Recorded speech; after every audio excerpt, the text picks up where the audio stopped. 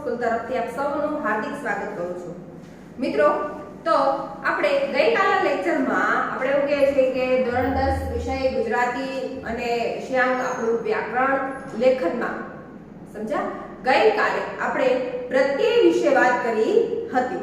હવે મિત્રો મેં એક વસ્તુ તમને કીધું હતું કે તમારી વિભાગ સી માં વ્યાકરણ લેખનમાં એટલે કે પ્રશ્નોમાં સમજ્યા જે તમારા 20 પ્રશ્નો છે એમાંનો એક થઈ ગયો હતો। બીજો જે પર અને પૂર્વ પ્રત્યયનો છે પ્રશ્ન એ પણ તમારો હવે જ્યારે પૂર્વ પ્રત્યય વિશે આપણે આગલા લેક્ચરમાં વાત કરી હતી। હવે મિત્રો ખાસ કરીને કે પૂર્વ પ્રત્યય અને પર પ્રત્યય બંને શબ્દો કોઈ પણ બેમાંથી એક શબ્દ પૂછવામાં આવશે। બેમાંથી એકનો હશે, કાં તો એ પર પ્રત્યયનો હોઈ શકે છે અને કાં તો એ પૂર્વ પ્રત્યયનો પણ હોઈ શકે છે। એટલે મિત્રો બંને સમજવા જરૂરી છે। હવે જો આગલા લેક્ચરમાં આપણે પર પ્રત્યય એટલે કે પૂર્વ પ્રત્યય વિશે વાત કરી હતી અને હવે આજના લેક્ચરમાં આપણે પર પ્રત્યય વિશે વાત કરવાના છીએ। મિત્રો ખાસ કરીને જો કે તમને એ શબ્દની ખબર હોય છે પૂર્વ એટલે આગળ મુકાતો પ્રત્યય અને પર એટલે શબ્દની પાછળ મુકાતો પ્રત્યય। રેડી? જેનાથી શબ્દમાં શું થાય? વિશિષ્ટતા। સરસ। તો કાલે આપણે જોયું હતું કે પૂર્વ પ્રત્યયના પણ 3 પેટા પ્રકાર હતા, જેમાં સંસ્કૃત પ્રત્યયો હતા, ગુજરાતી પ્રત્યયો હતા અને ફારસી હિન્દી પણ પ્રત્યયો હતા। તો એમાંના પ્રત્યયો જે શબ્દની આગળ મૂકી અને તમારે પરીક્ષામાં પૂછવામાં આવે છે, જેમ કે એવો શબ્દ પૂછાય કે સુકુમાર। સુકુમાર શબ્દની અંદર કયો પ્રત્યય રહેલો છે? અને તમને તરત ખ્યાલ આવે કે બેને કીધું હતું કે સુ એટલે સારું અને એ હંમેશા પહેલા મુકાય છે। કુમાર તો ઓલરેડી હતું। રેડી? એટલે કયો આવે? પૂર્વ પ્રત્યય। રેડી? સમજી ગયા? વણ પૂછીએ એટલે તમને ખબર પડી ગયું વણ શબ્દ આવ્યો હતો। રેડી?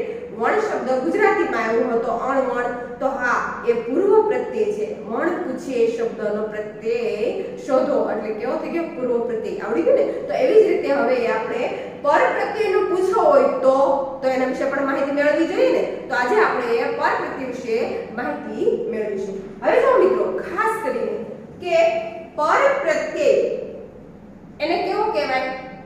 ક્યાં મુકાય? સમજ્યા? તો પર એટલે કે પાછળ। તો ક્યાં પાછળ? શબ્દની પાછળ। હવે શબ્દની પાછળ એટલે કે શબ્દ હોય, તમને ખબર છે કે સ્વર વ્યંજન ભેગો થાય એટલે શબ્દ બને છે। શબ્દ બને એનો અર્થ નક્કી હોય છે। રેડી? તો નક્કી અર્થની પાછળ એ પ્રત્યય મૂકવાથી એમાં ફેરફાર તો થવાનો। રેડી? એટલે કે મૂળ અર્થ હોય એમાં ફેરફાર થાય, કંઈક નવો અર્થ પામે છે। રેડી? એટલે એ સમજાવું તમને તો કે પર પ્રત્યય એટલે શું? તો કે શબ્દની પાછળ મુકાય એ પ્રત્યય જેને પર પ્રત્યય કહેવાય છે। તો શબ્દની આગળ મુકાય એટલે કેવા કહેવાય? પૂર્વ પ્રત્યય। થઈ ગયું? શબ્દની આગળ કોણ મુકાય? પૂર્વ, શબ્દની પાછળ પર। રેડી? એટલે તમે જો જ્યારે પરીક્ષામાં શબ્દ વાંચશો ને ત્યાં તમને ખ્યાલ આવી જશે વાંચા ભેગો કે આ પરનો છે પૂર્વનો છે। એટલે હું તો એવું ઈચ્છું છું એક પણ માર્ક્સ એક તો શું અડધો પણ માર્ક્સ ન કપાવવો જોઈએ। રેડી? કારણ કે આપણે ખ્યાલ છે અડધે અડધો આખો થાય છે। રેડી? અને એક વધે ને તો આપણે ખબર છે કે આપણી ટકાવારીમાં તરત ફેર પડે છે। 2 માર્ક્સ વધે ને ત્યાં તમે જોજો તરત ફરક પડી જાય છે। તો પછી શું કામ આપણે જવા દઈએ? રેડી? તો હું તો એવું ઈચ્છું કે તમારે વ્યાકરણના 20 પૂરા આવે। તો જોઈએ આપણે આગળ પર પ્રત્યય વિશે। જો મિત્રો ખાસ કરીને જે શબ્દની પાછળ પ્રત્યય લાગે, રેડી? જે શબ્દ મૂળ હોય, મૂળ શબ્દ એની પાછળ પ્રત્યય લાગે તેને કેવો કહેવાય? પર પ્રત્યય કહે છે। રેડી? પર પ્રત્યય કહે છે। દાખલા તરીકે હવે જો અહીંયા સામાજિક શબ્દ છે। રેડી? તો આ શબ્દમાં મૂળ પહેલા શું છે? સમાજ, અને એને કયો પ્રત્યય લાગ્યો? ઈક, યાની ઈક એને પાછળ ઈક પ્રત્યય લાગ્યો એટલે કેવો થઈ ગયો? સામાજિક। જોઈએ કે કઈ રીતે લાગ્યો? તો જો કે આ સમાજ અને ઈક એટલે કેવો થઈ ગયો?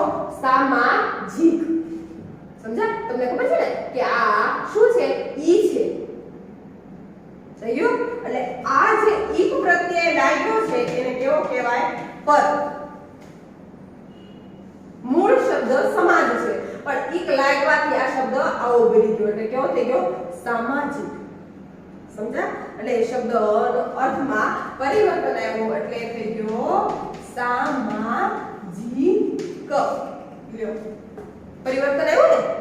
સમજા? તો એ શબ્દ એને શું કહેવાય? પર પ્રત્યય. એટલે કદાચ તમને જો પરીક્ષામાં પૂછાણો હોય કે આપેલ શબ્દનો પ્રત્યય શોધો એટલે આપણે ખબર પડે કે ભાઈ સા પૂર્વમાં નહોતો આવ્યો. રેડી? એટલે હું આવે? ઈક. હા, ઈક પૂર્વ પ્રત્યય છે એટલે કેવો થશે? સોરી, પર પ્રત્યય છે એટલે કેવો થશે? આ શબ્દ કયા પ્રત્યયનો છે? પર પ્રત્યયનો. તારો આવડી ગયું? રેડી? ઓકે, સમજાણો ને કે ભાઈ જો આવું પરીક્ષામાં પૂછાણું હોય કે સામાજિક શબ્દમાં કયો પ્રત્યય રહેલો છે અને તરત તમને ખ્યાલ આવશે કે ભાઈ સા નામનો કોઈ પૂર્વ પ્રત્યયમાં નહોતો પણ હા અહીંયા છૂટું પાડીએ એટલે શું થઈ જશે? ઈક. તો ઈક શેમાં આવતો તો? પર પ્રત્યયમાં. એટલે તમે તરત તારવી દીધો, તરત તમારો જવાબ સાચો. સામાજિક. ઈક શેમાં આવે? પર પ્રત્યયમાં. પાછળ લાગ્યો હોય તેને. થઈ ગયું? સમજાણું? ઓકે. ત્યાર પછી જોઈએ કે આમાં પણ પર પ્રત્યયમાં પણ ત્રણ પેટા પ્રકાર એટલે કે ટૂંકમાં એના પ્રકારો છે જે સંસ્કૃત પર પ્રત્યય, અંગ વિસ્તાર પર પ્રત્યય અને ફારસી પર પ્રત્યય. અંગ વિસ્તારનું બીજું નામ છે ગુજરાતી. રેડી? એને અંગ વિસ્તાર પણ કહેવાય છે. એટલે યાદ રાખજો કદાચ તમને એવું પૂછે ને કે ભાઈ અંગ વિસ્તાર પર પ્રત્યય કયો તો તમે એમ વિચારતા નહીં કે ભાઈ અંગ વિસ્તાર તો અમે ભણ્યા જ નથી. અંગ વિસ્તાર એટલે શું? મૂળ ગુજરાતી કહેવાય. ઓકે, સરસ. તો જો પહેલું આપણે જોઈએ કે સંસ્કૃત પર પ્રત્યય એટલે કે જે સંસ્કૃતના આગળ આપણે પૂર્વ જોયા હતા ને તો એના પર પણ પ્રત્યયો બને છે. કે આગળમાં આપણે સંસ્કૃતના પર પૂર્વ પ્રત્યય જોયા હતા. તો પૂર્વ બનતા હોય તો પર તો બને છે. રેડી? આગળ હોય તો પાછળ હોય છે. રેડી? તો હવે અહીંયા જો પાલ પ્લસ ક. રેડી? પાલ પ્લસ ક.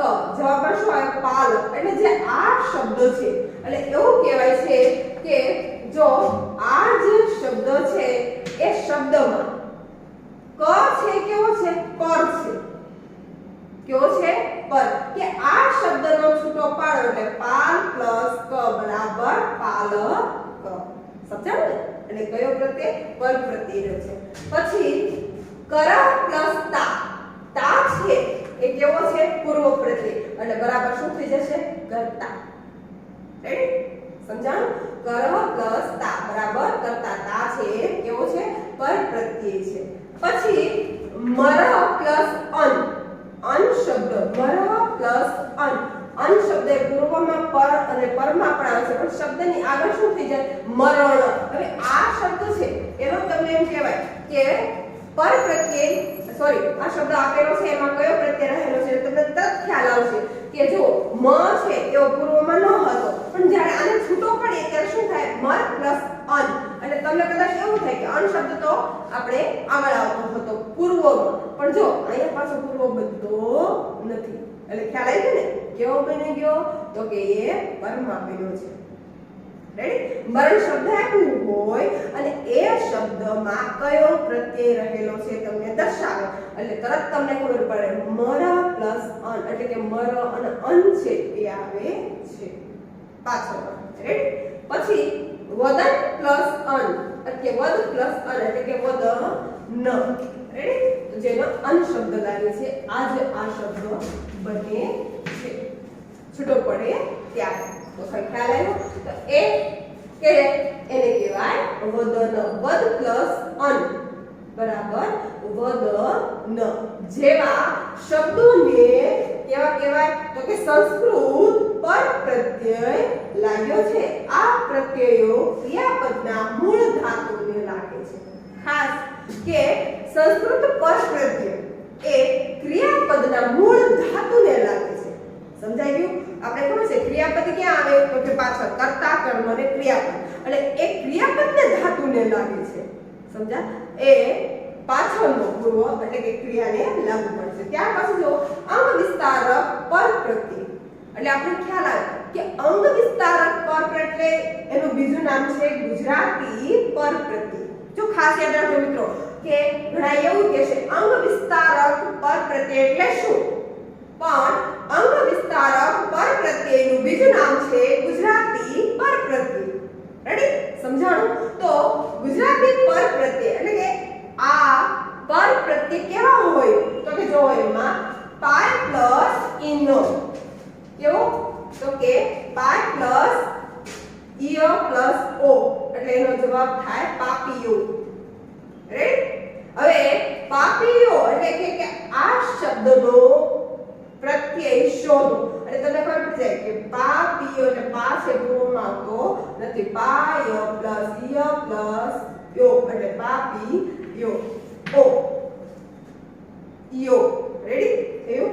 તો એ પછી ચોર પ્લસ ટ પ્લસ ઓ ચોરટો એનો થાય ચોરટો. તો આ તો કાંઈ હતો નહીં એટલે એનો જવાબ પણ ઓ પૂર્વ પ્રત્યય સોરી પર પ્રત્યય થાય છે. સમજાણું મિત્રો? એનો સમજાણું જો ફરી એકવાર કે પાય પ્લસ ઈય પ્લસ ઓ તો પાપિયો શબ્દનો આ પર પ્રત્યય તારે ત્યારે ઓ આવે છે જે ઓ પાછળનો છે એને પર પ્રત્યય કહે છે. સમજાણું? ઓકે. ત્યાર પછી જો આગળ કે લાડ પ્લસ લ પ્લસ ઈ એટલે આપણે ખબર પડ્યું લાડલી.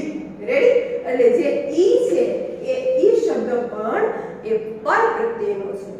હવે તમે આ લાડલી શબ્દ આપ્યો હોય અને એમ કીધું હોય આ શબ્દનો પર પ્રત્યય શોધો, તમે કઈ રીતે શોધશો? કઈ રીતે શોધશો? તો તમને ખ્યાલ આવશે કે આને જ્યારે છૂટું પાડી એટલે ત્યારે શું આવે? ઈ આવે. અને ઈ શેમાં આવે? પર પ્રત્યયમાં. થઈ ગયું? કારણ કે લ તો પૂર્વમાં આવતો નથી, લા તો પૂર્વમાં આવતો નથી. રેડી? ફક્ત ખાલી પૂર્વના મેં તમને કીધું કે સંસ્કૃત, ગુજરાતી, ફારસી ને હિન્દી એના જે પ્રત્યય છે ઈ જ પાકા કરી નાખો ને એટલે પર પ્રત્યય આપોઆપ કરી જાય. સમજ્યા? કારણ કે જો કેમ કરી જાય તો કે લાડલી શબ્દનો પ્રત્યય શોધો એટલે તમને કેમ ખ્યાલ આવ્યો કે સંસ્કૃત પૂર્વમાં લા નામનો કોઈ પ્રત્યય નહોતો, ગુજરાતીમાં લા નામનો નહોતો કે ફારસી હિન્દીમાં પણ લા નામનો પ્રત્યય નહોતો. એટલે તમને પાક્કું થઈ ગયું કે આ ક્યાં આવ્યું? પર પ્રત્યયમાં થયું. હવે પર પ્રત્યયમાં એવું એટલે તમે આને છૂટું પાડ્યું કે લાડ પ્લસ લ પ્લસ લી એટલે કે ઈ. સમજી ગયા? પાડ્યું ને? લાડ પ્લસ લ બરાબર ઈ એટલે ઈ જે છે આ ઈ છે કેવો છે? પર પ્રત્યયનો. થઈ ગયું? તો તમને આપોઆપ જો જવાબ પણ ખોટો ન પડ્યો અને તમને આવડી પણ ગયો, તમને એ પણ ખ્યાલ થઈ ગયો પરફેક્ટ કે આ પર પ્રત્યય છે. એક માણસા કરો તો રેડી? સમજાણું? એવી જ રીતે ઢોલક સમજાઈ ગયું? પર પ્રત્યયને પહેલા યાદ રાખજો. ઢોલક નહીં ક આવે છે પર પ્રત્યયમાં. થઈ ગયું? તો એનો જવાબ તમને ખબર પડી ગયો. વગેરે શબ્દને ગુજરાતી પર પ્રત્યય કહે છે. હવે સમજાવું તમને કઈ રીતે તમે તારવી શકશો.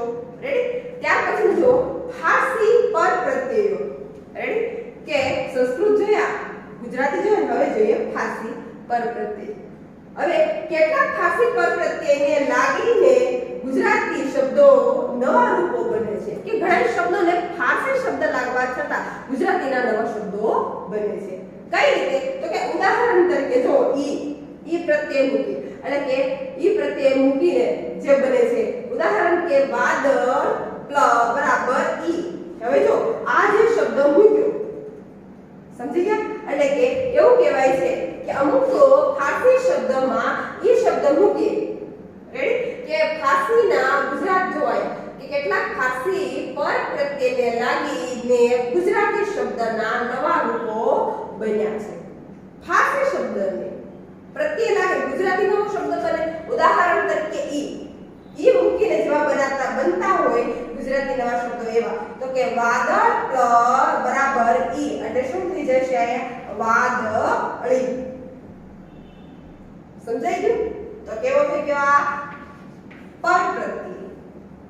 એવી રીતે જો બીજો શબ્દ ગુલાબ જેને ઈ લાગવાથી કેવો થઈ ગયો ગુલાબી એટલે કેવો થઈ ગયો આ શબ્દ થઈ ગયો પરપ્રત્યય શું કામ તો કે આ જે છે એ લાગુ પડે છે થઈ ગયું એટલે એને એમ કીધું કે કેટલાક ખાસી પરપ્રત્યયને લાગીને ગુજરાતી શબ્દ નવા રૂપો બને છે સમજાણું મિત્રો ઓકે ત્યારબાદ આપણે જોઈએ કે ઘણા એવા પરપ્રત્યયો છે જે આપણે ઉદાહરણ તરીકે અહીંયા મેં દર્શાવ્યા છે હવે જો જેમ કે આવક શબ્દ છે રેડી તો આવક શબ્દમાં આવ પ્લસ અપ એટલે જે આ જે છે ને અપ એ કેવો છે તો કે એ છે એ કેવો તો કે એ છે એ પર શબ્દ છે એટલે કે પરપ્રત્યય થઈ ગયું પછી જો લેખક એટલે લેખ પ્લસ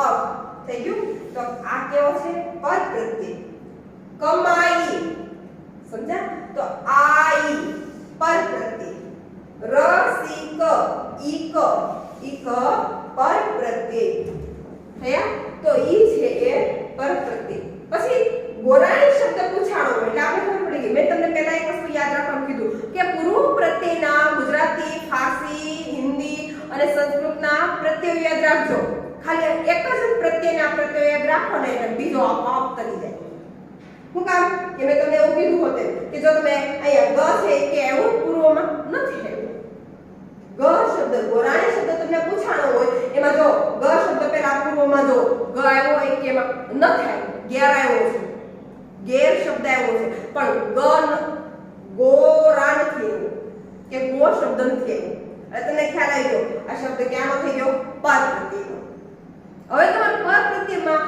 વાહેનો પ્રત્યય કયો છે એ જોવાનું રહ્યું થયું એટલે ગોરાણી એટલે કયો થઈ ગયો જે આ મેં તમને સમજાવો ઈ પ્રત્યય રેડી એટલે કેવો થઈ ગયો આણી થઈ ગયો ઓકે પછી જો પછડાટ એટલે પછાડ પ્લસ આટ એ આઠ શબ્દ છે એ પણ કેવો થઈ ગયો પરપ્રત્યય સમજા કારણ કે પછી શબ્દ આવ્યો ન હતો જેમ કે આનંદી હવે જો આનંદીમાં આનંદી એટલે આનંદ પ્લસ ઈ એટલે કે એ આનંદી થઈ ગયું જંગલી રેડી તો એવી જ રીતે જ્ઞાની તો હવે જ્ઞાન છે મેં તમને ખાલી એવું કીધું હતું કે આ જ્ઞાન શબ્દ છે ને આગળ વી મૂકવાથી જ્ઞાન વિજ્ઞાન થઈ જાય છે પણ પાછળ ઈ મૂકવાથી શું થઈ જાય જ્ઞાની જ્ઞાનમાં શું થઈ ગયું જ્ઞાની એટલે કેવો લાગ્યો એને પરપ્રત્યય ઈ લાગ્યો છે સમજાયું ને કે જો આ જ્ઞાન શબ્દ છે એમાં વી લગાડવાથી વિશેષ જ્ઞાન થઈ ગયા પૂર્વ પ્રત્યય પાછળ ઈ લગાડવાથી શું થઈ જાય તો કે જ્ઞાની રેડી પરપ્રત્યય એટલે ખ્યાલ છે ને આ શબ્દનો થઈ ગયું તો જો આ શબ્દ બંને રીતે થઈ શકે છે પૂર્વ પ્રત્યય લાગવાથી પણ એમાં વિશિષ્ટતા આવે છે પર પ્રત્યય લાગવાથી પણ વિશિષ્ટતા આવે છે એવી જ રીતે ગુલાબી જે આપણે ઉપર અહીંયા જોયો હતો સમજી ગયા ગુલાબ પ્લસ એટલે કે ઈ જેને ઈ પ્રત્યય લાગ્યો કહે છે ત્યારબાદ જુઓ ખાનદાની તો ખાનદાન પ્લસ ઈ એટલે ઈ છે કેવો છે પરપ્રત્યય પૂર્વજ તો પૂર્વ પ્લસ જ